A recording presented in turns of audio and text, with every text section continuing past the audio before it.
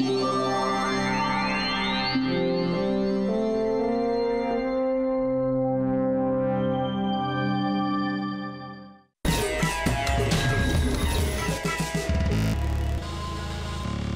Metrópolis de hoje, dentro de uma casa, uma galeria de arte. Exposições chegam aos apartamentos. A gente estava conversando sobre a necessidade de centralizar os polos culturais, assim, os centros, né, galerias, tirar um pouco as obras de arte desses locais e trazer para um lugar mais aconchegante. Literatura para todos os gostos. São Paulo e Santos recebem festivais nesta semana.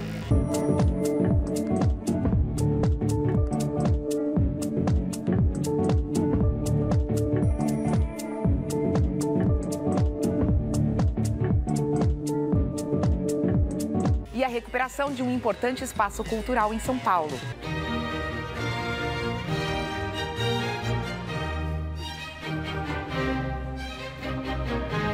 Bem-vindos ao Metrópolis.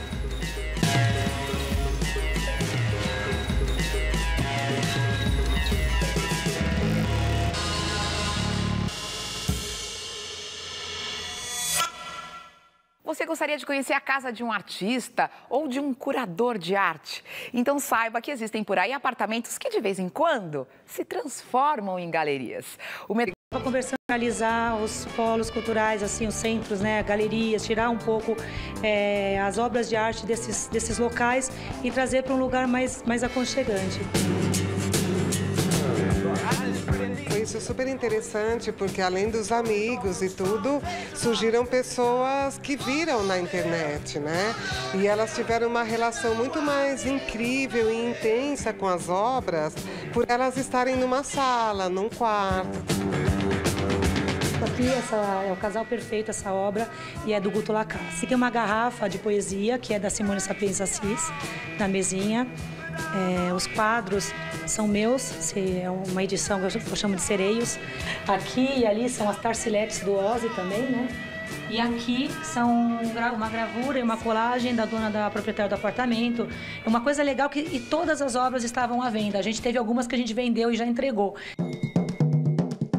Meio que me especializando em fazer stencils gigantes. Quando eu vi essa proposta aqui, me animou de fazer umas obras menores. Então, para mim, foi um desafio. Mais uma pessoa ligada à arte que abre as portas da sua casa para o público. Toby Maier já trabalhou como curador em contextos muito maiores que uma casa, como na 30ª Bienal de Arte de São Paulo. Agora, criou o projeto Solo Shows no seu próprio apartamento. Estamos introduzindo esse projeto Tobias Casper, duas cidades, duas vidas. A gente começou com Libidunga Cardoso, que é um artista de São Paulo, que trabalhou sobre a exploitação do Amazonas. Depois a gente criou uma mostra com Bárbara Wagner e Benjamin de Burca sobre o frevo. Depois a gente mostrou a mostra da Fabiana Faleiros, a Masturbar. E agora essa mostra do Tobias Casper, que fala mais sobre essas ideias do relacionamento a longa distância. É um projeto onde uma mostra, de certa maneira, também dialoga com uma mostra anterior e com as mostras anteriores.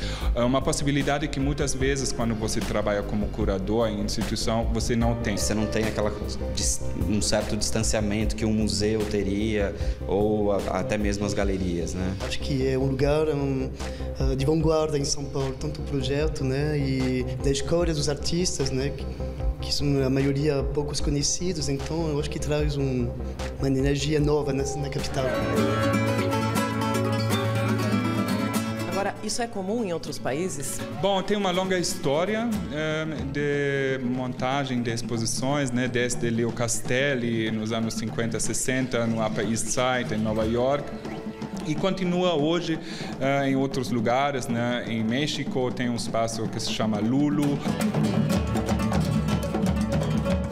Tem um diferencial, que eu acredito que seja o diferencial, que é a gente convidar a cada edição um artista para abrir as portas da casa dele para receber essa galeria. Então não vai ser no mesmo local. Eu me apaixonei pelo projeto. Eu espero chegar logo em dezembro para a gente já tocar o outro.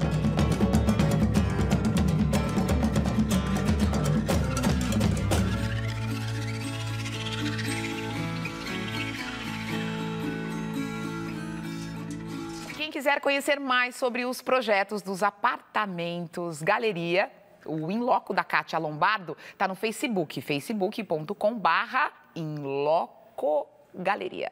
E o site do Solo Show do Tobey Mayer é o soloshows.com. Dicas para os amantes da literatura. Estão preparados? A gente vai falar de 2 festivais que movimentam o mundo dos livros. A Pauliceia Literária, que acontece no centro de São Paulo, e a Tarrafa Literária, que acontece no Centro Histórico de Santos, no litoral paulista. Cada um dos eventos traz mais de 20 autores brasileiros e internacionais. E os curadores estão aqui. Manuel da Costa Pinto, nosso eterno amigo, colega, que é o curador da Pauliceia, e o José Luiz Tarran, que é o curador da Tarrafa Literária. Prazer tê-los aqui. Muito bom. Os festivais começaram, a programação, na verdade, da Pauliceia, a programação literária começa amanhã. Tarrafa abriu hoje, né? E temos ainda mais 3 dias para aproveitar. Tem uma coisa interessante nesses festivais, que são festivais que acontecem, né, no centro da cidade, na cidade de Santos, aqui na cidade de São Paulo. Um pouco diferente de muitos outros festivais que acontecem pelo Brasil, que a gente vai até o festival. Isso traz uma característica diferente, traz que peculiaridades para os eventos, vocês acham? Bom, eu acho que essa é uma característica importante, porque a gente antes tinha as bienais do livro nas grandes cidades, como Rio, São Paulo, e surgiu depois com a Flip, o Fórum das Letras de Ouro Preto, a Fliporto, que era em Porto de Galinhas, depois de Olinda, que são eventos que exigem com que o público se desloque, tenha tempo disponível, tenha dinheiro para pagar uma pousada, etc., um hotel para estar naquele lugar. Faltavam festivais desta natureza e nas grandes cidades. A Tarrafa já existe há 7 anos. Tem a 7ª edição. O Pauliceia Literária é a 2ª edição, porque é um evento bienal. Mas, assim, a característica é de serem eventos que acontecem em grandes cidades. Ou seja, tem que disputar o público com a programação da cidade e também com os afazeres das pessoas, né? Então, mas, ao mesmo tempo, dá acesso a uma programação literária para quem não pode se deslocar para outra cidade, como Paraty, como Olinda, como Ouro Preto. E, nesse sentido, acho que é importante que as grandes cidades, como Santos e São Paulo, tenham eventos literários também, né? Obrigado pelo grande de Santos. Mas é grande. A cidade de Santos é uma cidade em termos mundiais, é uma metrópole, né? Assim, aqui no Brasil, em comparação com São Paulo e Rio, talvez não, mas é uma metrópole. Mas muita informação, uma cidade antiga. A gente estava conversando que aí os festivais vão até o leitor, e nesses outros o leitor tem que ir atrás do festival, né? Então, é interessante essa observação, essa linha que a gente está desenvolvendo de festivais urbanos, né? Vamos dizer assim. Vocês estão indo atrás dos leitores, é isso? Exatamente. Então, e bem ou mal, você tem uma questão de democratização desses eventos também, porque assim, para ir para cidades como Paraty, Ouro Preto, Olinda não, porque é quase um distrito de Recife, claro. Mas assim, outros, tem o Festival da Mantiqueira, que é muito importante aqui em São Paulo, mas são eventos que exigem com que as pessoas vão para lá. Precisa ter poder aquisitivo, quer dizer, claro. Existe um corte involuntariamente, indiretamente, existe um corte um pouco elitizante. Claro. Não, é inequívoco isso. E no caso de um evento que acontece numa grande cidade, né, como Santos, São Paulo e tantas outras, eventos dessa natureza nessas cidades, eles tendem a atrair um público mais heterogêneo do ponto de vista de perfil socioeconômico. Muito bem, a gente tem aí uma curadoria que traz também muitos autores diferentes. Você falou de uma coisa heterogênea, e eu queria que vocês falassem dos principais destaques aí das mesas. São 10 mesas no Tarrafa, né? Isso mesmo, 10 mesas. A gente não tem um assunto primordial, uma homenagem fixa, um nome, uma homenagem fechada. Cada mesa se debruça sobre um tema, né? E alguns autores, naturalmente, vão tendo destaque, né? Então, vão ter 2 mesas sobre biografias, até a biografia, mas também o personagem real com a ficção em torno dele, promovida pela Ana Miranda e José Castelo. E nós teremos um papo entre o Nelson Mota e o Júlio Maria também. Júlio Maria fez a biografia da Elis Regina, exatamente. O Nelson Mota é envolvido em algumas biografias, do Tim Maia, por exemplo. Sim. E apesar da gente não buscar o assunto formalmente da liberação das biografias, as pessoas querem debater sobre isso, né? Isso é interessante notar nos festivais também, que a gente tenta ir sugerir um caminho, mas ele ganha vida naturalmente e tem surpresas ao longo de um evento, né? Então, as pessoas mandam um pouco no que vai acontecer. A mesa de quadrinhos foi uma demanda, por exemplo? É uma demanda um pouco egoísta, eu adoro quadrinhos também. Tá com um na mão, né, Estou com um na mão aqui, é uma edição portuguesa de um dos quadrinhos do festival. Mostra pra gente, naquela câmera ali do meio, olha. Olha só, que linda essa edição. É de um espanhol, é isso? É de um espanhol, o Miguel Ancho Prado e da Galícia. Olha que lindo isso. Qual é o nome do livro? Ardalém. Ardalém. Ele lança o livro na Tarrafa Literária. Lança na Tarrafa Literária e ele, por exemplo, está esgotado no Brasil há uns 15 anos, né? E a gente promoveu o retorno dele e é interessante. Hoje, com a internet, a informação rápida, foi sair um post despretensioso, tem ligações da Paraíba, Vitória, Curitiba, São Paulo. Interessante ver como as coisas acontecem numa dinâmica rápida, né?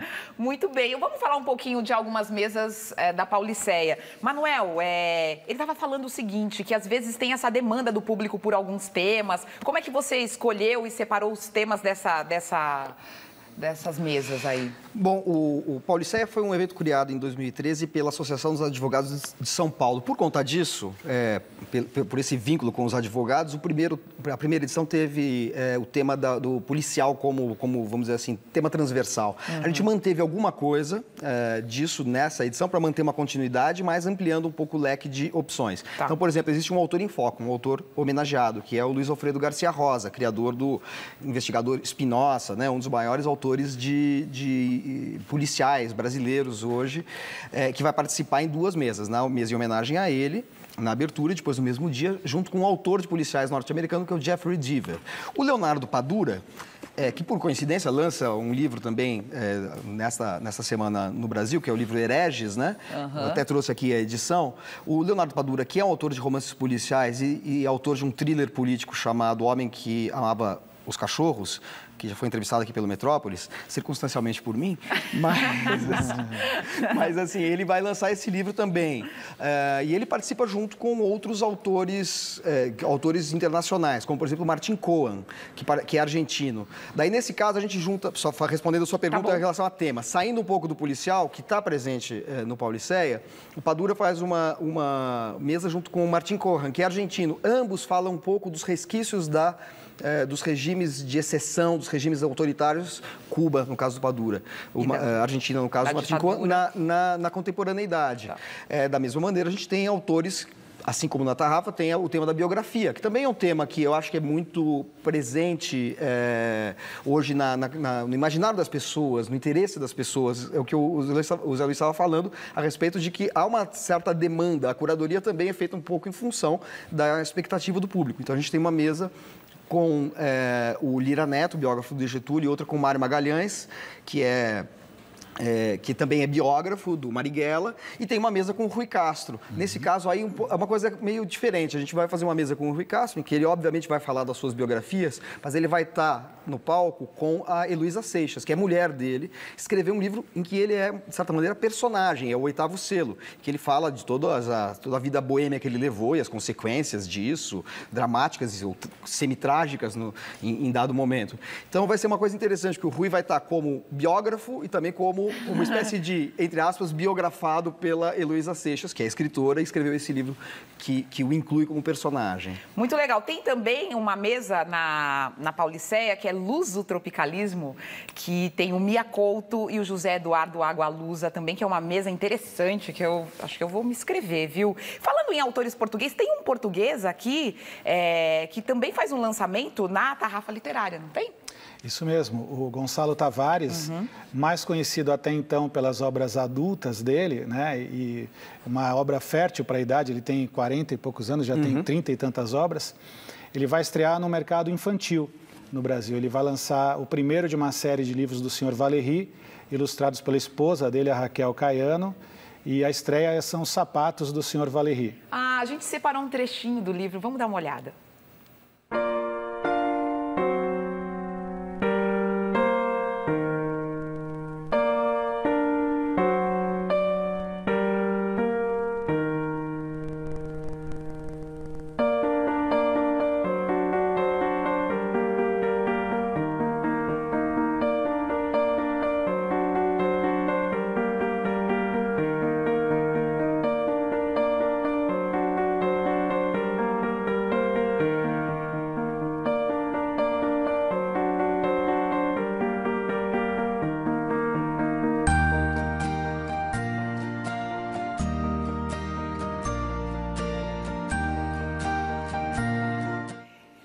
bonito, né? Lindo, né? E porque também tem esse gancho da tarrafinha literária, que é de literatura infantil, infanto-juvenil. Muito bem. Aí vocês ficam pensando, você me falou, Adriana, 20 autores. Eles não falaram de 20 autores, não, mas você pode entrar no site. No site tem a programação completa, você pode se inscrever para assistir essas mesas. No caso do Pauliceia, você paga entre R$32 e R$15, de 15 a 32. Tem um dia só que é um pouco mais barato, eu vi. Estava lá 16. E tem preço promocional para estudantes. E tem preço promocional para estudante. Então, você pode entrar no site, conferir toda a programação e fazer a sua reserva. E o Tarrafa também.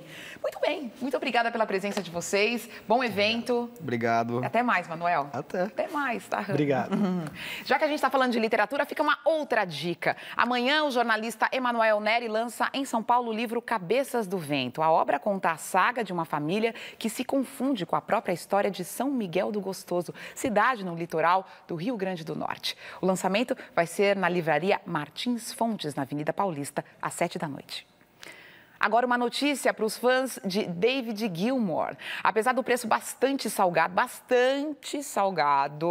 os ingressos chegam até R$850, não há mais entradas disponíveis para o show do dia 12 de dezembro em São Paulo.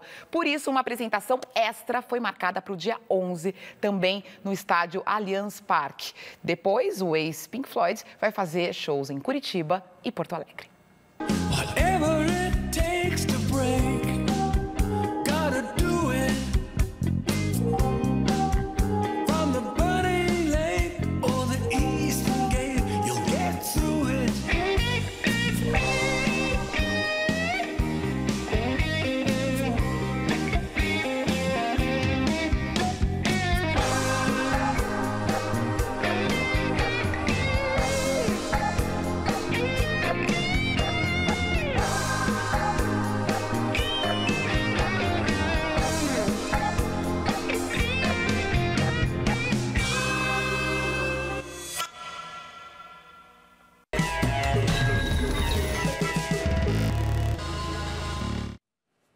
Até domingo, a cidade de Campinas recebe grupos de dança contemporânea de várias partes do mundo. É a Bienal Sesc de Dança 2015.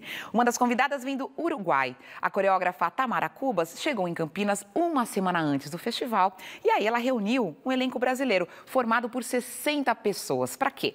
Para montar o espetáculo Multitude. Vamos ver o resultado?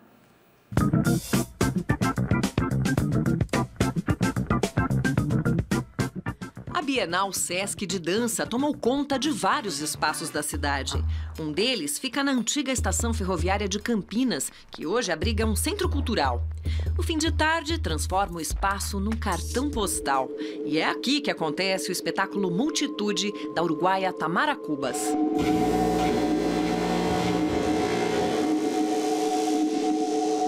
A ideia de multitude é um conceito, né? Trabalhado muito na sociologia e na política desses últimos tempos. É como é que hoje o homem se organiza social e politicamente. No começo a gente passa informação, mas depois o trabalho mais importante é entender no corpo, mas também conscientemente que você tem liberdade. E quando você entende que você tem liberdade e o que é interessante é que você atua com essa liberdade, começa a obra a acontecer de outra forma.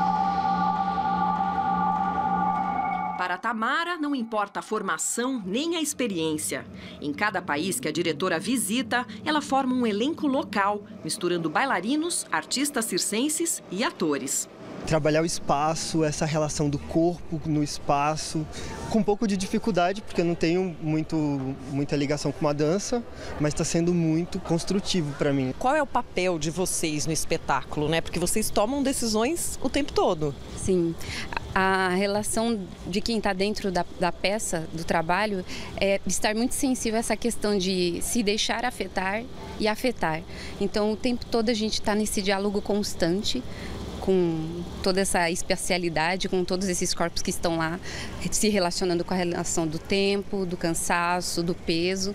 E há sempre decisões nas tomadas dos trabalhos, né?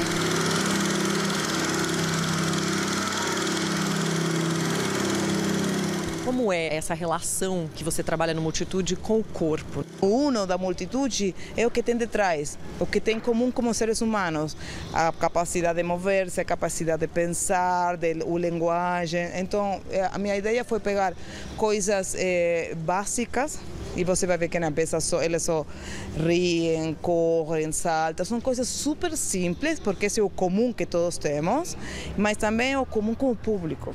Que o público se relaciona com esse outro corpo que está ali. Por corpo é que todos nós temos.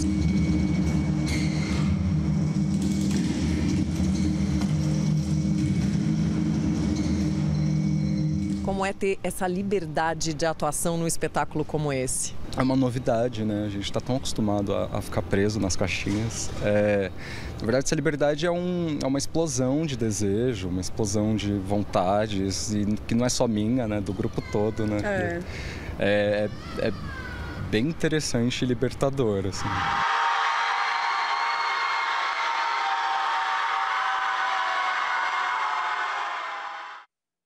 Cinema, os filmes Para Minha Amada Morta, de Ali Muritiba, e Big Jato, de Cláudio Assis, concentraram os prêmios ator, atriz, melhor roteiro e melhor trilha sonora. Minha Amada Morta conquistou 6 prêmios: melhor direção, atriz coadjuvante, ator coadjuvante, melhor fotografia, direção de arte e montagem. Agora, uma dica de teatro, o Festival de Cinema de Brasília, que terminou ontem. Big Jato ganhou nas categorias melhor filme, melhor ator, atriz, melhor roteiro e melhor trilha sonora. Minha Amada Morta conquistou 6 prêmios: melhor direção, atriz coadjuvante, ator coadjuvante, melhor fotografia, direção de arte e montagem. Agora, uma dica de teatro. Está em cartaz até domingo, em São Paulo, a peça Depois do Ensaio, escrita pelo cineasta e dramaturgo sueco Ingmar Bergman. Como o próprio nome já diz, o espetáculo apresenta um encontro entre um diretor e uma atriz após o ensaio, revelando dores e emoções. Eu estou procurando a minha pulseira. Eu vivo perdendo minhas coisas. Deve ser valiosa, né? Ah, não pra mim, mas pra pessoa que me deu. Sei.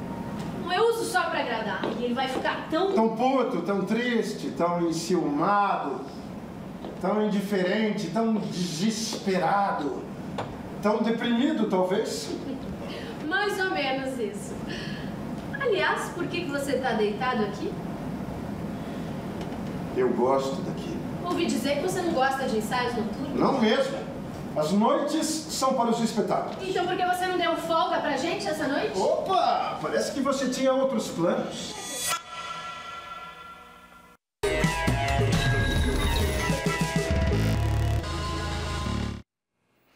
Boa notícia, a cidade de São Paulo acaba de recuperar um importante espaço cultural. O Teatro Municipal de Santo Amaro, Paulo Eiró, passou por uma grande reforma e agora vai receber apresentações de concertos e dos corpos artísticos do Teatro Municipal. Tudo isso dentro do programa municipal da cidade.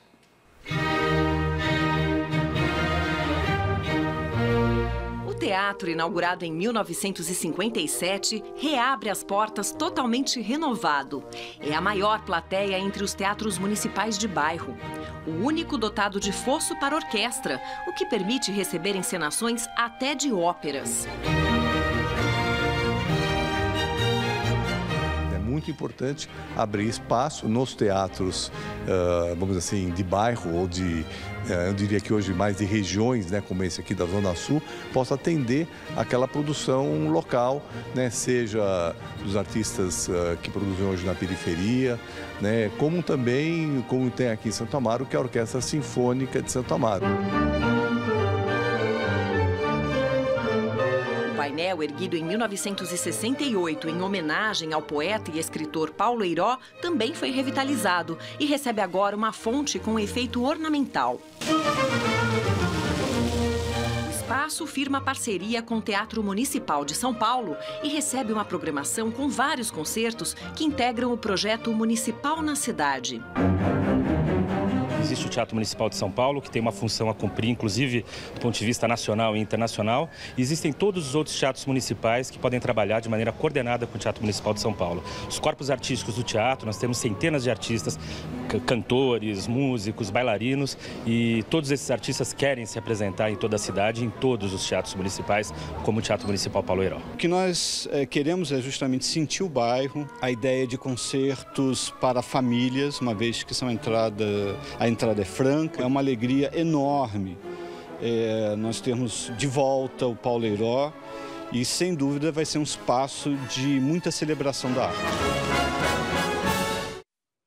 O Metrópole de hoje termina ao som de um gênio, um gênio da música, o grande Ray Charles.